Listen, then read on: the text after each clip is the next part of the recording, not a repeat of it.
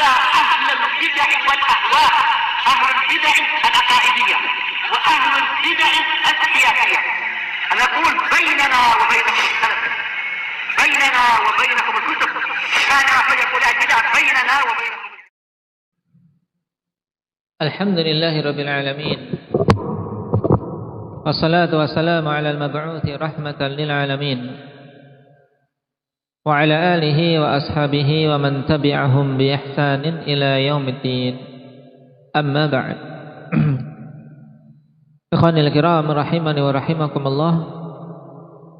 Pembahasan yang lalu kita selesai dari muqaddimah yang dibawakan oleh Syekh Muhammad bin Abdul Wahhab rahimahullahu taala, juga pembacaan kesimpulan yang diambil dari muqaddimah ini di dalam syarah. Naam, yang pensyarah menyebutkan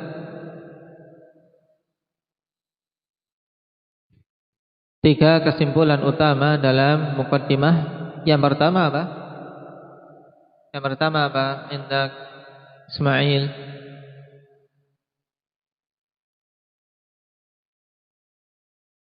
Tapi bahwasanya Syekh menyebutkan usul ini bukan dari dirinya sendiri, tapi beliau mengambil dari dalil kitabullah dan sunnah Rasulullah sallallahu alaihi wasallam. Baik, sebagaimana kita baca penyebutan dalil-dalil tersebut secara ringkas. Yang kedua apa? Hendak Iqbal.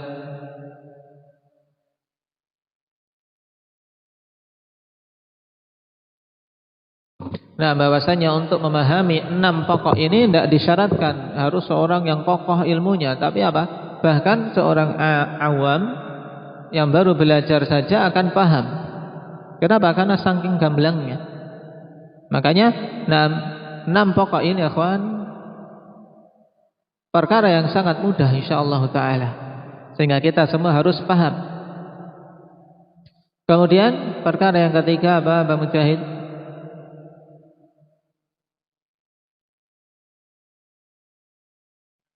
Baik, bahwasanya kecerdasan seseorang tidak ada hubungannya dengan hidayah. Nah, tidak ada hubungan antara kecerdasan dan hidayah, akhwan. Nah, karena banyak orang yang cerdas tapi apa?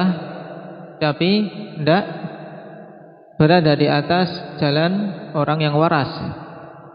Sebagaimana pula banyak orang yang pintar tapi keblinger. Naam, utu zakaan wa ma utu zakaan. Saya diberi kecerdasan tapi tidak diberi kebersihan jiwa. Nasallallahu al-afiyata wassalamah. Sekarang kita masuk pada al-aslul awal.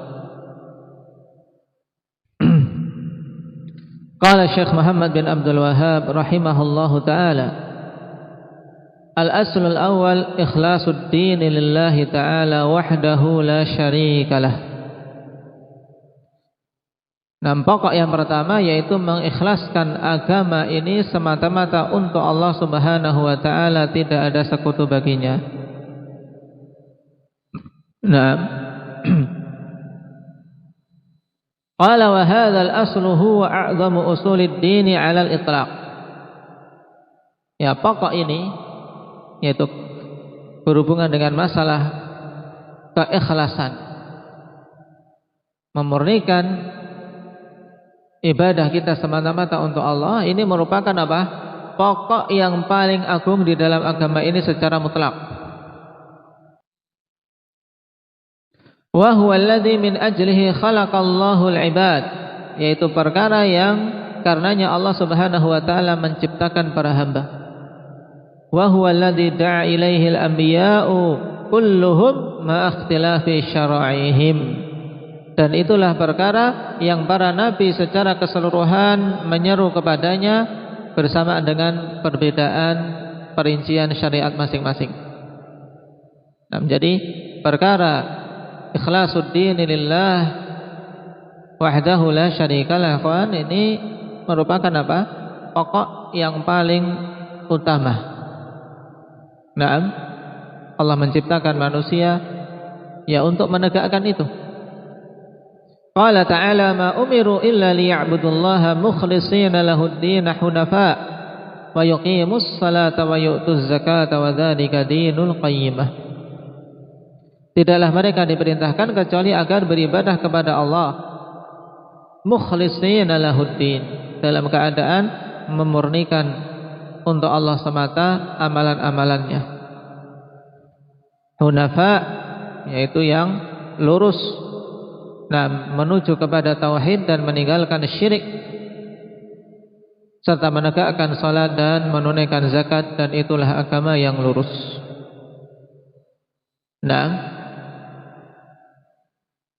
Sekarang ikhlas itu apa? Setelah kita tahu pokok utama di dalam agama kita ini, yang pertama apa tadi? Mengikhlaskan agama semata-mata untuk Allah, tidak ada sekutu baginya. Wal ikhlas huwa tasfiyatul amali bi salihin niyyati an jami'i syawa'ibis syirk. Dan ini telah berkali-kali kita lewati dahulu, ikhwan. Cuman yang dulu belum bisa menulisnya, ini sekarang ditulis, ada di kitab kita, sehingga mudah untuk dihafal. Dengan rujukannya dalam Ma'arijul Qabul. Karangan siapa Ma'arijul Qabul? Indak Ahmad Hafidh Al-Hakami rahimahullah. Termasuk ulama mutaakhirin, tapi Allah Subhanahu wa taala berikan keutamaan yang banyak bersamaan dengan umurnya yang singkat di dunia. Beliau meninggal dalam usia muda dan belum sempat menikah, tapi meninggalkan peninggalan yang banyak dari faedah-faedah ilmu, yang di zamannya termasuk salah satu yang dikenal dengan kekuatan hafalan yang luar biasa. Menghafal di siang hari 1 juz, malam sudah bisa mengimami manusia salat tarawih dengan juz yang dihafal tadi. Menghafal baru, bukan sekedar murajaah, tapi memang menghafal baru, sebelumnya dah hafal. Kemudian dihafal di siang hari, malamnya sudah bisa mengimami. Dzalika fadlullah yu'tihi may yasha, tapi Allah Subhanahu wa taala tidak berikan umur yang panjang. Ikhlas itu apa? Tasfiyatul amal bi salihin niyyah. Tasfiyah yaitu apa? Memurnikan, membersihkan. Namanya tasfiyah. Baik. Memurnikan amalan dengan niatan yang baik. Dimurnikan dari apa? An jami'i syawa'ibis syirki, dari keseluruhan cabang-cabang kesyirikan. Jadi kita bersihkan amalan kita, ikhwan, dari cabang-cabang kesyirikan secara keseluruhan. Dengan apa? Dengan niatan yang baik. Ya, dengan niatan yang baik untuk bisa memurnikan amalan tersebut dan terbersihkan dari syirik-syirik yang ada. Qala fala yumaziju hadzal amala syai'un min syawaibi iradatin nafsi, sehingga tidak mencampuri amalan ini sedikit pun dari apa? Dari cabang-cabang keinginan-keinginan hawa nafsu, keinginan-keinginan jiwa ini. Jadi ketika seorang mau beribadah, kawan, ya sudah, tidak usah kita ikutkan keinginan-keinginan apa? Jiwa kita. Ingin dipuji, ingin dihargai, ingin itu dari manusia, enggak. Tapi harus dihilangkan semua itu, kita murnikan niatan untuk apa? Untuk Allah Subhanahu wa taala semata. Inilah ikhlas. Karena itulah, walaupun dari sisi pengertian mudah, tapi untuk mewujudkannya suatu perkara yang sulit dan butuh usaha keras. Sampai-sampai Imam Ats-Tsauri rahimahullahu taala mengatakan, ma'alajtu syai'an asyadda min niyati. Aku tidaklah mengobati sesuatu yang lebih sulit daripada niatanku. Berusaha untuk bisa niatan lurus, niatan baik itu sulit. Maka butuh mujahadah, butuh usaha keras. Qala Ibnul Qayyim rahimahullahu taala, Al-amalu bighairi ikhlasin wal iqtida'in kal musafiri yamla'u jirabahu ramalan yuthqiluhu wa la yanfa'uh. Nah, sekarang Ibnul Qayyim, ikhwan, di sini faedah bagus. Beliau menggambarkan bagaimana seorang beramal tapi tanpa ikhlas. Amalan tanpa ikhlas dan tanpa mutaba'ah, yaitu tanpa mengikuti sunnah Nabi sallallahu alaihi wasallam, ibaratnya kal musafir, seperti seorang musafir yamla'u jirabahu ramalan, yang dia memenuhi wadah airnya dengan apa? Dengan pasir. Musafir mau pergi, musafir zaman dulu tentunya. Nah, mereka mau pergi melakukan safar, ya butuh mempersiapkan air di wadahnya, jirab.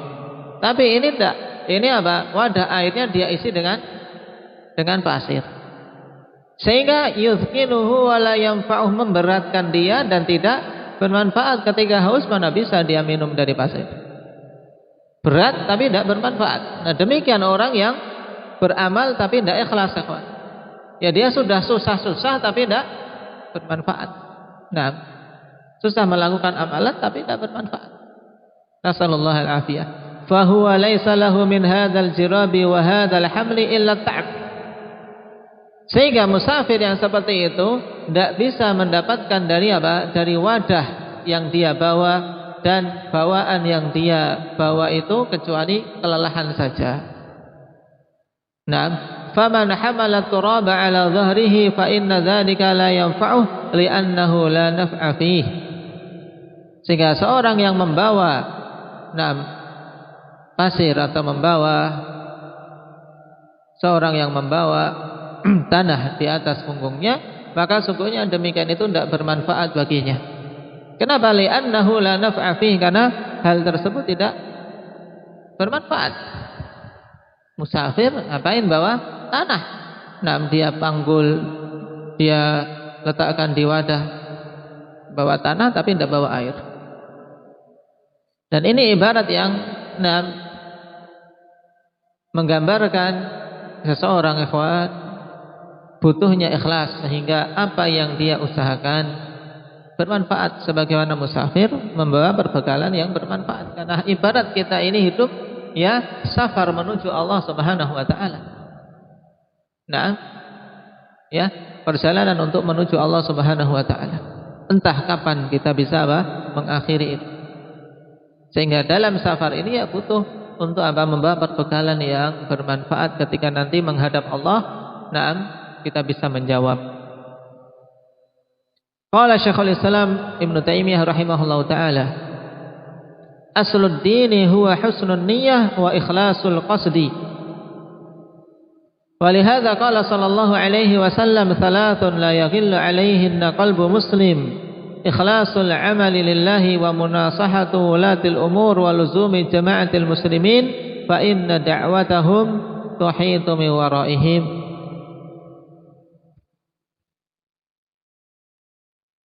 Syekhul Islam rahimahullahu ta'ala menegaskan bahwasanya pokok dari agama ini adalah husnun niyyah wa ikhlasul qasdi, yaitu bagusnya niatan dan ikhlasnya tujuan. Nah, harus memiliki niatan bagus dan tujuan yang ikhlas. Oleh karena itulah Rasulullah sallallahu alaihi wasallam mengatakan, salatun la yaghillu alaihinna qalbu muslim. Naam.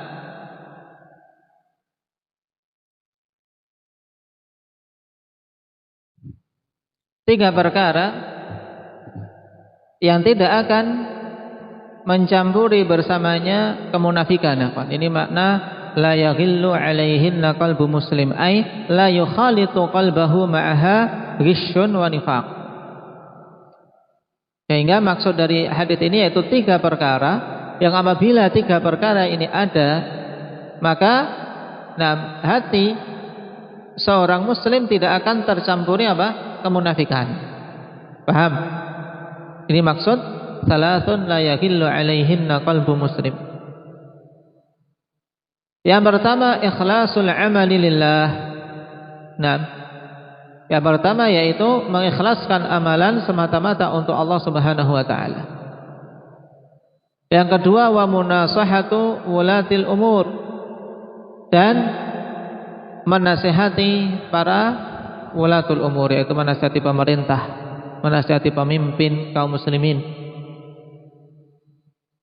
Dan yang ketiga, waluzumu jama'atil muslimin fa inna da'watahum tuhitu min waraihim. Naam, yaitu menetapi jamaahnya kaum muslimin, yaitu apa? Menetapi jalan yang hak, menetapi sunnah Rasul sallallahu alaihi wasallam. Kenapa? Karena sungguh dakwah mereka itu akhwani fillah menjaga mereka dari arah belakang mereka. Dalam artian mereka-mereka yang menjaga diri untuk senantiasa berada di atas jamaah, maka mereka akan terjaga dari penyimpangan-penyimpangan dan terjaga dari kemunafikan. Ai hadhihi al-khisal ats-tsalath la yahqidu 'alaiha qalbu muslim bal yuhibbuha wa yardaha.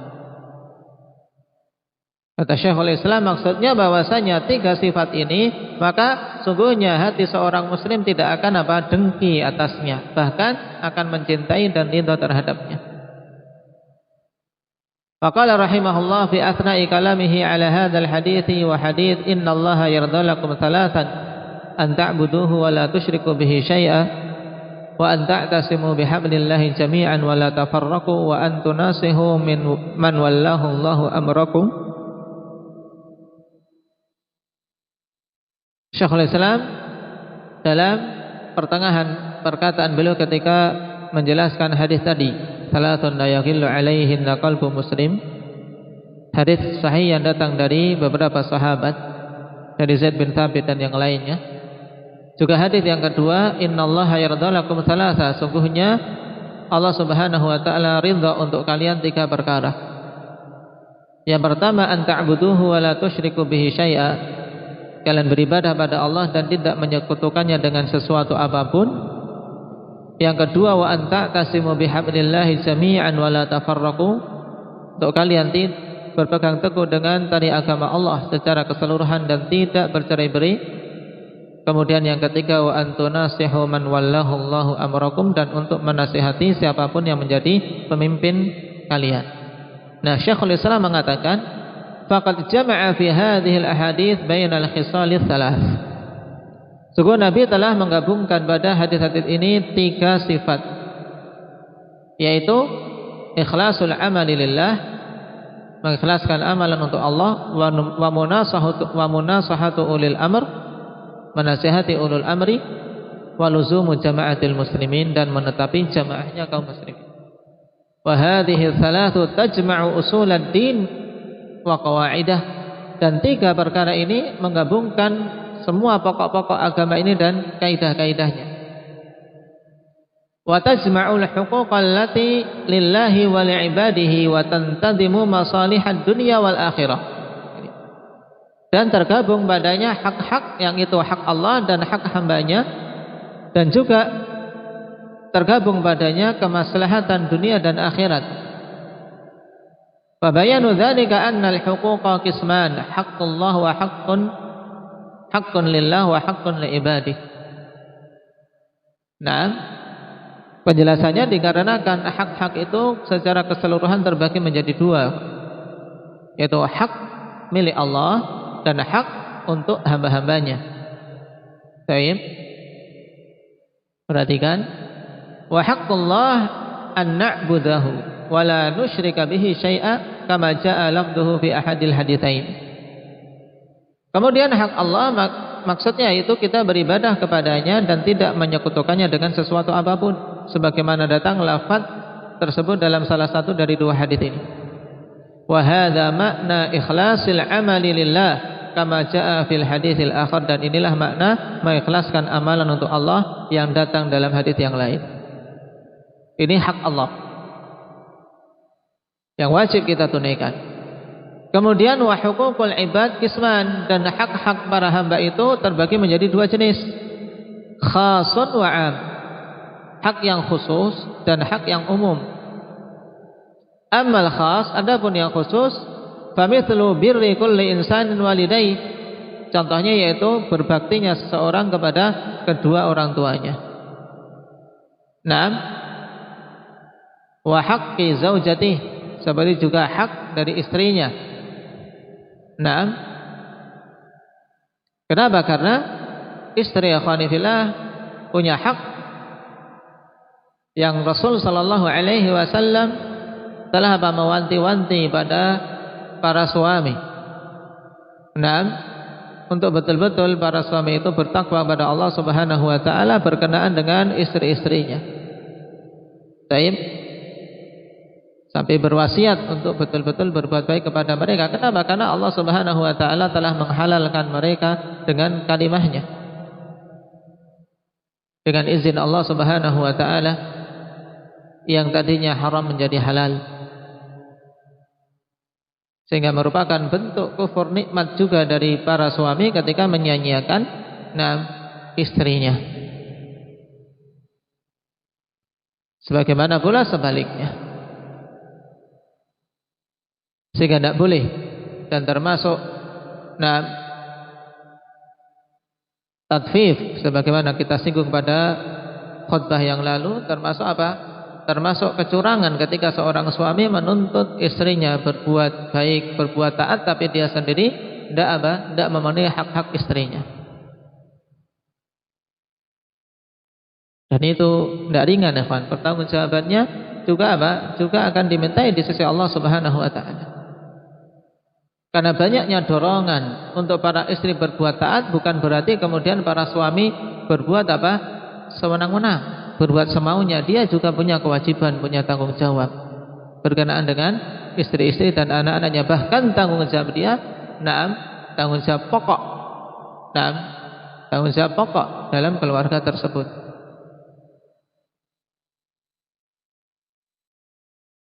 Qala wa jarihi, demikian pula kebaikan seseorang kepada tetangganya. Fahadhihi min furu'id din, dan ini termasuk dari cabang-cabang agama. Li'annal mukallafa qad yakhlu an wujubiha alaih wa li'anna maslahataha khassatun fardiyah.